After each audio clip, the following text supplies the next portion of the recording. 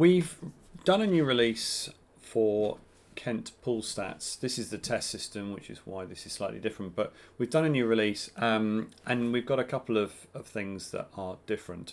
One of which you probably won't really come across is in the test system. It will do the update, but it will just tell you this is what I would sync to the eBPF site, but doesn't actually do it. So that I'm not going to show you, but the ones that are quite new, I've logged in. If I go to edit, well no, let's go to start end season. You'll see that there are two new buttons now at the bottom, which are reset registration paid for all players and reset polo required for all players. So if we go into the start end season, no we don't, let's go into the edit players. You'll see that we've got a whole load of settings, and this is from last season. So you can, this is also new, by the way. You can now do them here. It's easier than having to go in and click on the edit and do it from within there. So this has obviously got all of last year's details. So first of all, let's go and I've done the wrong one again. So it's the start end season, because that's what you do, and you reset the registration paid. It said you're done. That's done, and then you do the reset polo. Done. And now when we go back to edit players, they are all empty. So let's take, for example, you have some payments from, I don't know, some people.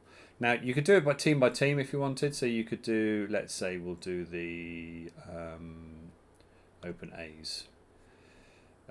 This is old data because this is a test database, but let's say let's say we'll do a handful of these. So I'll do the first four, miss one out, I missed two out in fact, and do the next three. Okay, so if we then save the team's assignment button down here, you'll notice that's now done that, so that's fine. Doesn't do any syncing with eBPF because guess what? They're not interested in this anyway. You can then also do polo. Let's say, oh, I don't know, let's say James needs a new top, and let's say Pat does, and let's say Farron does. Click on save, or we can do the next as well. So let's say Ronnie needs one. Save team's assignment, and you'll see that those three have been done, as well as Ronnie. So that is that part of it, which is new. The other part that's new is the fact that when you sync, I'm not going to do it, but when you sync all, either by the start of the season or here, it goes through every single player, not just in Kent A, it goes through all the team's players, and it'll go through all of them, and it will go off and sync with the eBPF as almost like a one-off, because when you change the assignments here in this list, it doesn't synchronize with the eBPF sites. You have to do it here. When you click on edit and do it there, it does sync. So that's quite important. Now, what it used to do is it used to hit a problem and stop. And so you have to correct the problem, go through it all again. Typically, it was something missing, so telephone number or the address part that the eBPF requires. So what we've done is we have done two things. First of all, on the edit actions, you have to enter those details. So let's go to, I don't know, let's go to Aaron Bart. And let's say we'll take out the phone number. If you now click on save, it'll turn around and say, please fill in this field. So if I do 0777, let's say, for example, if I don't know, let's put him in Kent A's. If I click save, it will now tell me, it says it's saved, but it hasn't done the synchronization to the eBPF.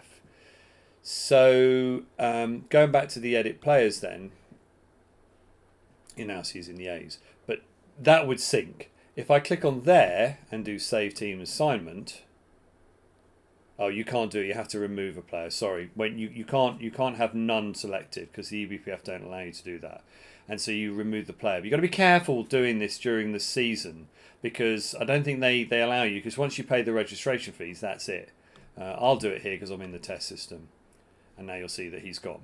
So that is they're the changes. The sync all. So what it does now is if it hits a problem, it just tells you there's a problem with that particular one, but it carries on and does them all. So then you can go and let's say, for example, Aaron was missing a phone number. We can go and edit his phone number, and then it will sync that one. So you only have to do the one rather than go through the whole lot again. The syncing does take quite a bit of time. You don't have to do it more probably often than once a season. So that's it. They're the changes. It's 1.12 is the version number.